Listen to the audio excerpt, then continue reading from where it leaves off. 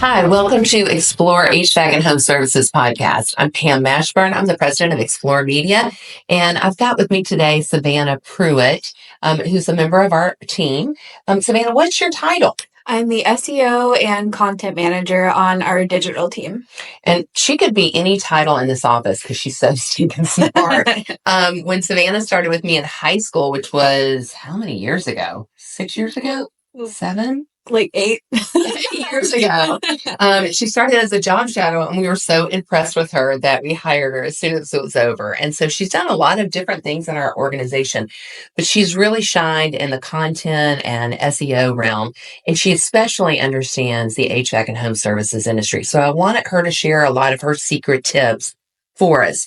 Now, tell me, everybody hears the term SEO, but they don't really know what it means. How would you describe it? What would you say? So SEO in broad terms, it stands for search engine optimization, and it's a combination of the stuff that you're working on the back end of your website and on the front end of your website. So it's going to be basically anything that you do that tells Google what's on your website, how to read your website, how to serve it up to people who are searching for things related to your business. And it's a really important thing to invest in, because if you aren't paying attention to your SEO and you're kind of just throwing content out there, you're going to confuse Google. You're never going to show up high up in the search results with your competition, and you're not going to be able to grab that traffic from, people searching HVAC near me, air conditioner repair near me. Yeah, I heard a joke one time that said the best place to hide a dead body is on the second page of Google. It's true. It's true. You really want to be on that first page, ideally within the first 3 results, because people just don't scroll too far past that. They don't. So, and it's sometimes with like HVAC, you kind of go, is my website, is anybody even looking at the website? Because they're a lot of times just calling me when they have something break or they need maintenance or whatever. So sometimes you look at it and you go, I know my website is an asset, but how much should I really put into it? So what would you say to that? I would say, like I said, it's putting the work into it is really important, because that's you're indicating to Google, we're actively working on this website, we're alive, we're here. And it's basically telling Google how to read your website. You might think nobody's going to come to my website and read my blog about, crawl space encapsulation. And it doesn't really matter if nobody actually comes directly there to read that blog post, but you're showing Google that you are an authority on that topic, and you're going to start showing up in search results for people who are searching things related to crawl space encapsulation. So it's really less about, are people reading every word on the website, and more about, does Google understand what's on my website? And then is it showing it to people who are searching for these services? Yeah. So that's a really good point, because I've used the term feeding Google. Mm-hmm. We're trying to feed Google the stuff, because I've heard you talk about, like, when somebody's searching, they're Google's client. Mm-hmm. Right. So they're Google's client. So Google wants to make sure they show the best results for that client. Right. So tell me some of the things that are important in SEO. Like what is Google? How are they measuring it? So the ultimate gold standard for Google right now, in the past, you were able to get away with what they call these kind of black hat little hacks and SEO tricks, where we all did it. You would put some invisible text on a page with a bunch of keywords in it, or just tons of kind of keyword stuffing. Yeah, we've all done it. Yeah, it worked. It used to work, but Google's algorithm is so incredibly sophisticated. They're updating it really almost on a monthly basis now. It seems like they're doing these core updates. And the ultimate goal, so gold standard for Google, is helpful, relevant content. So obviously, you want to include your keywords in there, include terms that are relevant to your business, that are relevant to your service area. But Google really wants to see that you're providing genuinely helpful, relevant content to your audience.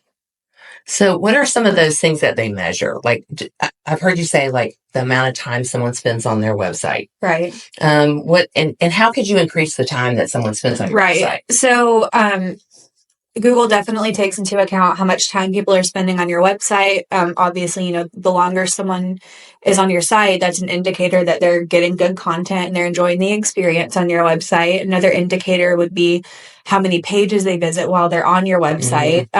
So that's actually an important part of SEO is the user experience. So making sure that your website is easy to navigate for people. They're on your AC repair page, and then they see a button about your financing, so they're able to easily navigate between multiple pages, and kind of making sure that your blog posts are linked together, and making sure that I like to call it cross-pollinating. So you kind of link all your pages within each other on your website. I love that. What about video? So video is definitely important. In this day and age, especially, people just have shorter attention spans for reading. So video is important. And there are things that you can do to make your videos that you're posting on your website help your SEO. So, you can even just down from the way that you title the video, just putting your keywords in it, your city name, your area name. Oh, that's a good idea. On the back end, if you're embedding a video, you can do kind of that alt text, so that hidden text, so that if anybody with a screen reader comes over it, they see video about AC repair. So then you've got that AC repair word on there. Which that's really important because Google isn't watching the videos. Like their bots don't watch the videos. So if you don't have that back end text that you're talking about, Google may just kind of... Yeah, they have no idea what it's about. Right. So you would either need to have like a transcription under it, or you need to have that text. That's great. That's a great tip. Which actually, now that you've said, transcription is a really good tip that I've been giving people, is that if you're doing videos, even if they're short, there are services that you can just upload the video clip to really quick, and it'll transcribe it for you. Take the transcription of that video, turn it into a quick blog post, and then you've got 2 pieces of content right there that are going to be great for SEO. Right. And just as a cross-pollination for your whole marketing campaign, you can also use that same video on YouTube and social media. So video is really where it's going, but it's a lot of work. It's so much easier to just write something, but the video is where people are spending time.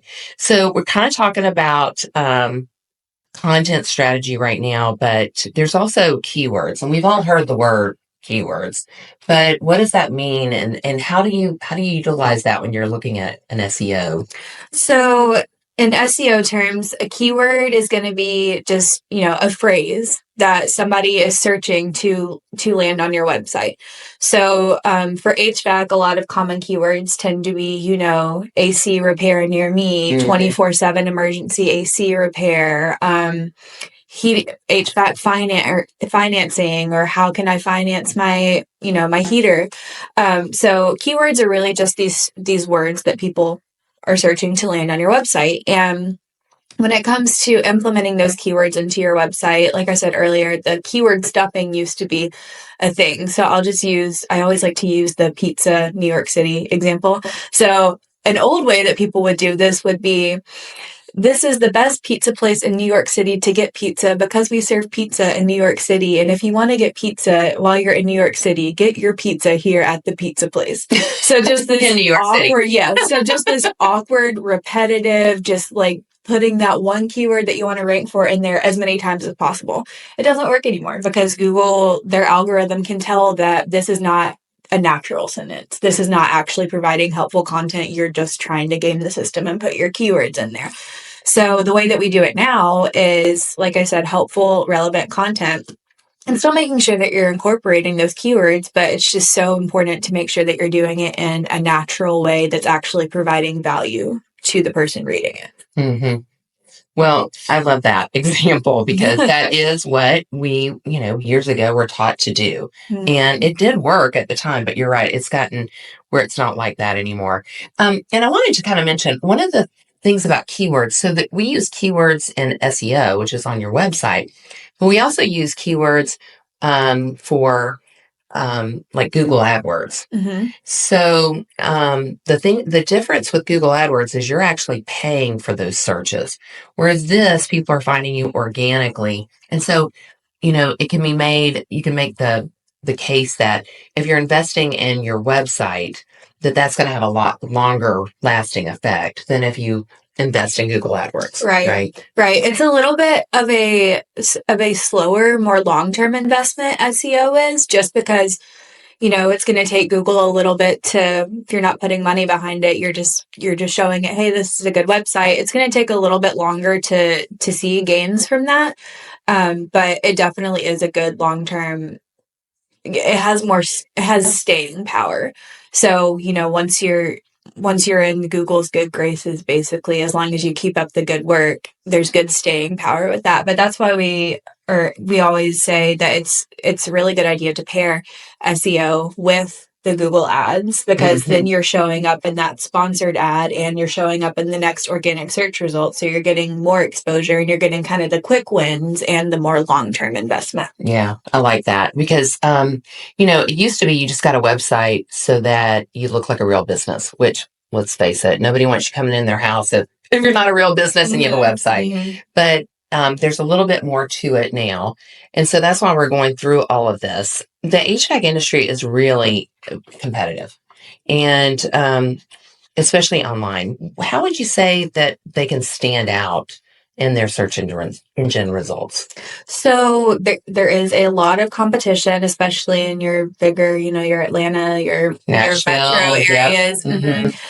It's really important to have a clearly defined service area on your website. So something that is essential is having kind of an overall service area page that talks about your services and kind of lists out, every city, town, sometimes even bigger neighborhoods that you service. And then your bigger areas within your service area, having an individual service page for all of those places. So would you do it by cities or counties? Does it matter?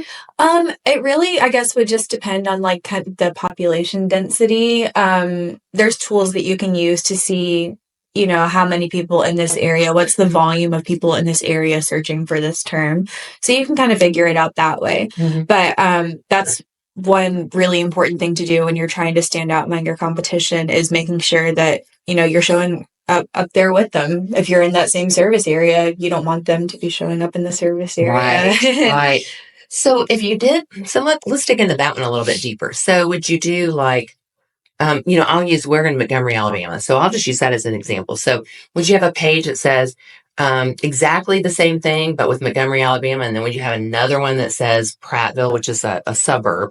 Would you have that and have it say the same thing? Or would you want it to be different?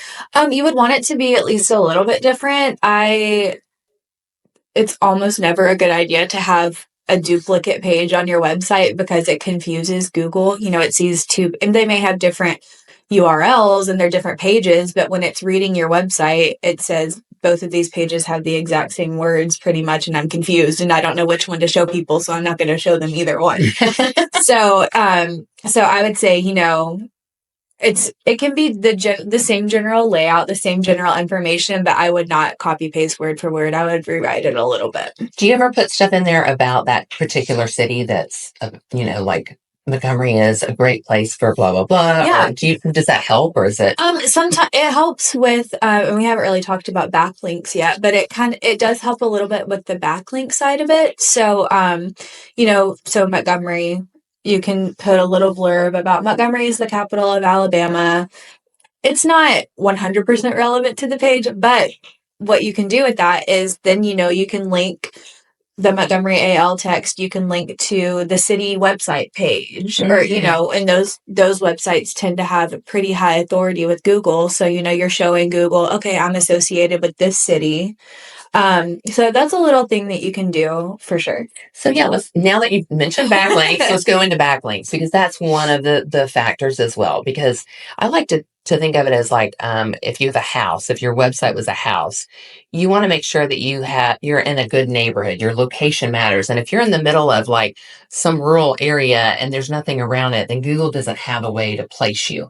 So if we talk about backlinks, what are some good backlinks? Like, would Chamber of Commerce be a good backlink? Yes. So some kind of quick win, easy backlinks that you can go. So say you're starting with no backlinks, or you're not sure if you have any backlinks. And when we say backlinks, we just mean a website, an outside website linking to your website. a really easy place to start is with chambers of commerce, any organizations that you're a member of, Rotary Club, what those kind of things that your business is associated with. Or maybe if you sponsor like the Humane Society or some sort of festival or something, right? Those are easy. So you can go, they typically have directory listings of their members or their sponsors. So you can just go see, am I on here? If you are and you have a link back to your website, that's great to know. If not, you can just send them a quick email and say, hey, I noticed, my name is here, but it doesn't link to my website. And give them the link and just say, can you add this link back to my website? Doing that is a pretty easy way to get some quality backlinks. There's also, local directories, even not local directories, national directories of HVAC Yellow Pages, and even though we don't get Yellow Pages anymore, they still have a directory out there. Yeah. So reaching out to those, some of them will make you pay, or will ask that you pay some kind of fee to be on their listings. But there's tons of them that they'll just add you for free. All you have to do is ask, and then you'll get a directory listing on their website. Yeah, I know we work with our clients, and we have, I think, 60 to 90 different backlinks that we create for that. So the backlinks are really important. What are some other things that we would want to think about? Because I think there's a few of them. Let's see. We talked about content. Mm-hmm. We talked about backlinks. Mm-hmm.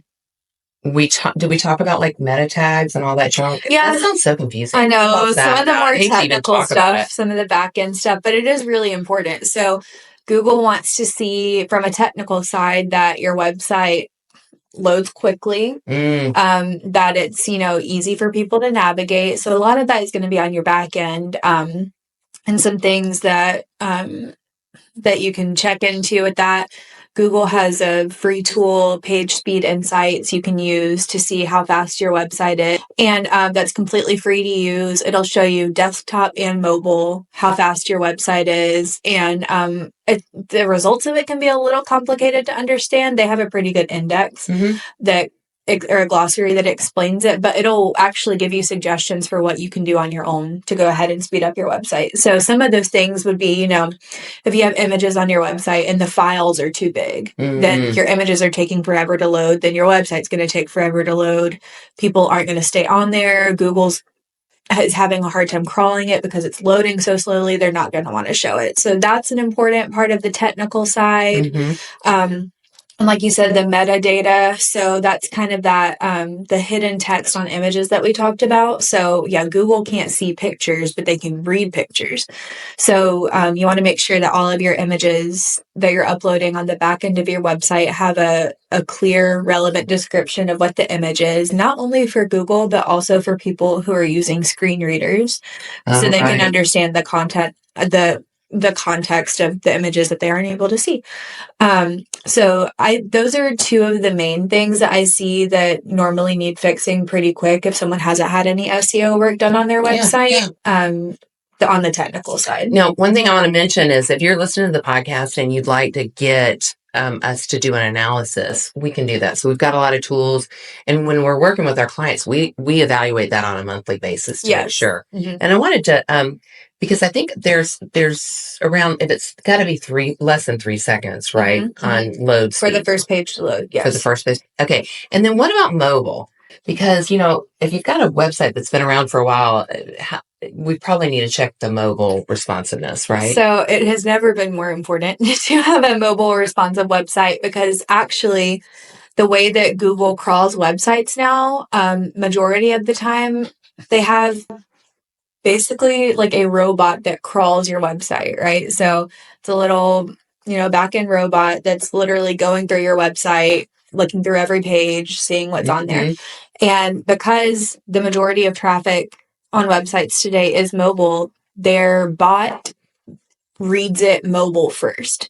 So they send out basically a bot who acts like it's a cell phone, and it's reading your website mobile first. Oh, I didn't realize that. Yeah, so they consider the mobile version of your website before they even consider the desktop version in most cases. So that's really how they're using the rank. That's how they're doing the ranking, right? Yeah, so it's really, really important to make sure that your website is mobile responsive, so that means, that it's showing up right on any size screen. Because I'm sure that you've gone to websites before, you open it on your phone and the image is enormous and it's not, you can't really go anywhere. And you can't find the menu. I'm like, where's the... Yeah, like it was clearly designed for a desktop and they didn't kind of translate the design over to a smaller screen.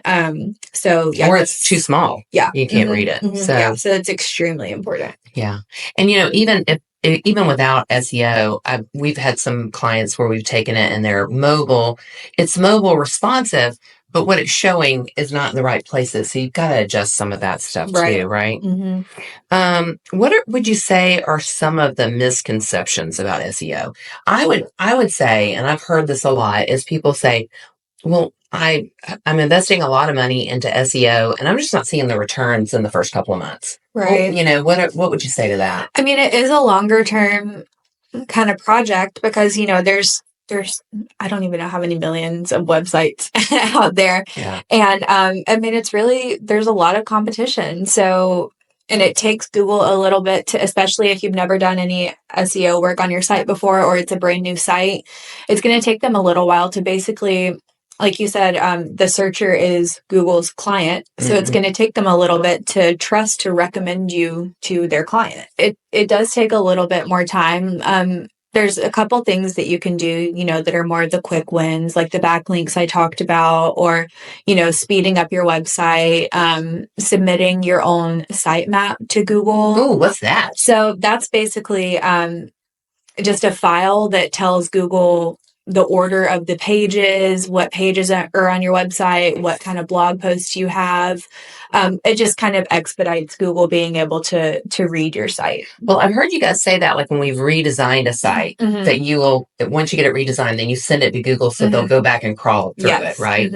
So that's good to know. What other misconceptions would you have you heard or had questions about with SEO? I would say backlinks is always controversial. There are, some people will say, oh, you can just buy them. Can I just buy them? Buy them? And you cannot just, I mean, I guess technically you can just buy them, but it's not going to work for you. And Google will penalize you actually if they find out that you're buying these backlinks. And also, it's just not helpful. It's not going to bring relevant traffic to your website. Because that, again, just going back to the Google's golden standard for right now, and probably will continue to be, is helpful, relevant content. So if you're using these random PR services who are linking to, your website from a taekwondo, like it's just completely unrelated. Weird, yeah. And it doesn't do you any favors. Well, what about like this? You're kind of talking about that. We had somebody that got penalized one time because there was a spammy, what you call the spammy link. Talk about that a little bit. So that part of the algorithm has gotten a little more sophisticated. Google can kind of tell whether it's your fault or not. Because these people were, because in that case, the people that had the not good website were trying to get authority from our websites, right? So the algorithm has gotten pretty sophisticated where they can tell if it's you trying to game the system by acquiring all of these backlinks, or if it's some spammy website that's trying to pull from your authority. So that's not as big of a worry anymore. There used to be, that if you noticed that these sites were linking back to you, you basically needed to report it to Google and disavow and tell them, I'm not related with this. But their algorithm I was just reading about this.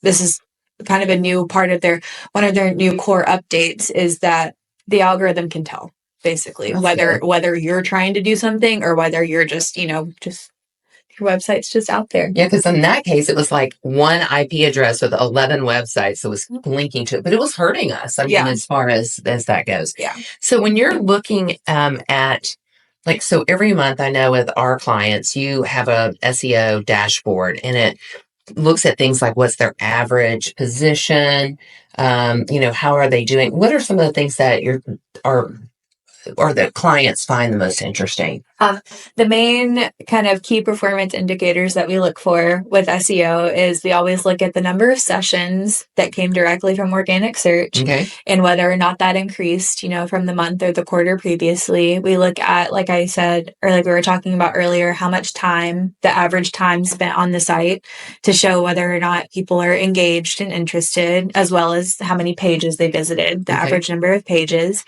Something that I think clients usually find interesting is we report on and we look at the number of times that they were seen in search results. So Google impressions versus how many people actually click through when they saw them in search results. I guess I didn't realize we were looking at that. So impressions versus clicks. In the search results. And so we use that number of the impressions versus the click-through rate on the impressions to help us figure out, okay, they're being seen a lot in search results, but nobody's clicking. So obviously that means we need to change the page titles to something more relevant or exciting, or we need to, kind of edit how it looks in the search results page as best as we can.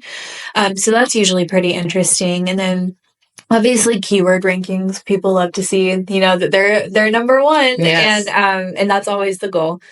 And then we report on backlinks. So people like to see, this new directory link to our website, and we didn't even have to ask them to, because we just have a good website and they wanted to link to us. Yeah, that's cool. I like that.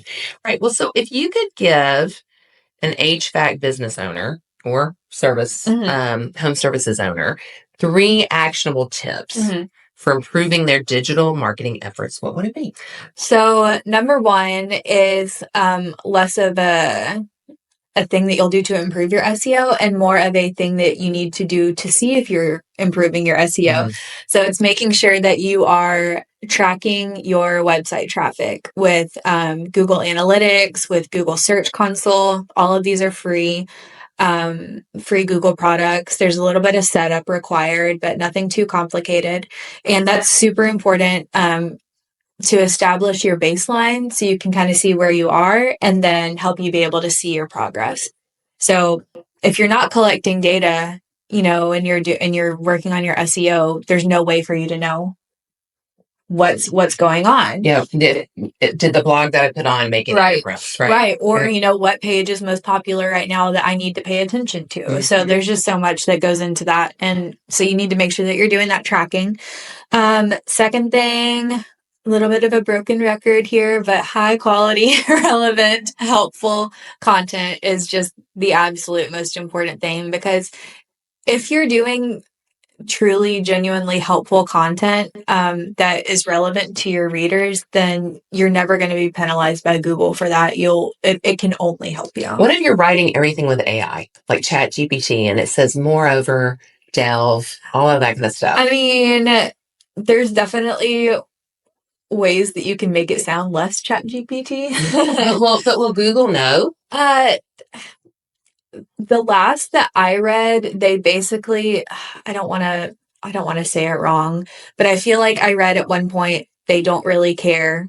I mean, as long as it's, still high quality, relevant content. And there's no way for them to really know that, because you could just be saying moreover.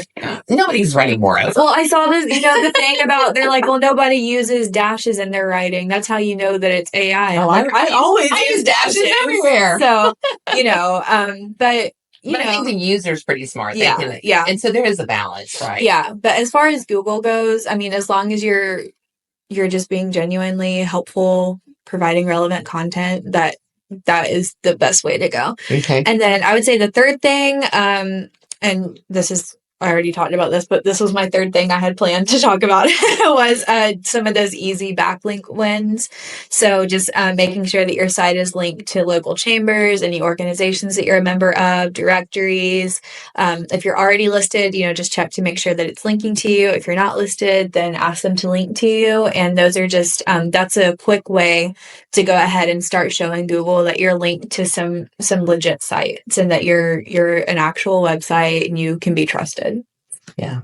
So I think the reason a lot of people don't want to do SEO is because it's hard. Mhm. Like, I'm listening to you and I'm thinking, if I had to do it by myself, if I didn't have a Savannah, I would be like, this is too daunting. I'm done. Close the it's a shop. lot. It's a lot. It's a lot. So, but it's just a part of the overall, package that you want to do. But it is important that we're doing it because your competition's doing it. Mhm. Whoever's at the top, they've worked really hard at it.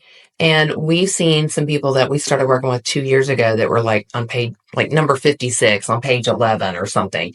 And we've gotten them up to the first page on a lot of really key terms. Mhm. Maybe not on every term, Mhm. but on key terms, especially HVAC near me and things like that. Right. So you really want to hone in on what is it that you want to, where do you want to show up? What's your high profit products? I'm not sure I said that right. High profit products. Where do you want to show up? And then being realistic about those searches. I mean, I think there's still a balance of, Google LSA, there's a Google AdWords, there's SEO. And, what you want to do is if you're putting money into your SEO over time, as you're building your client base, you're no longer going to need to spend as much money on Google LSA leads that are $60.